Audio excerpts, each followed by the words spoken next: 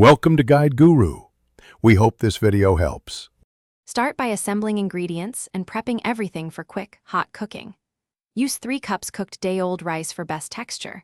Break up any clumps with your fingers. Beat 2 large eggs with 1/4 teaspoons salt and set aside in a small bowl.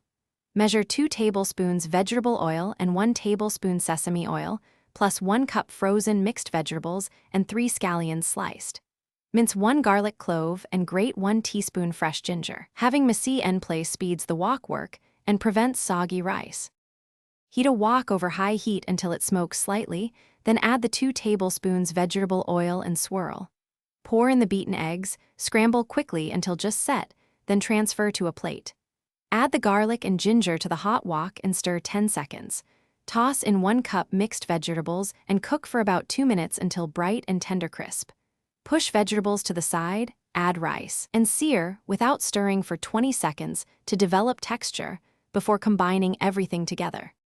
Once rice and vegetables are combined, season the pan with 2 tablespoons soy sauce and 1 teaspoon oyster sauce, pouring around the wok edge to caramelize briefly.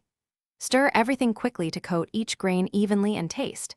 Add a pinch of salt or 1/2 teaspoons sugar if needed. Finish with 1 teaspoon sesame oil for fragrance and fold in the scrambled eggs and 3 sliced scallions.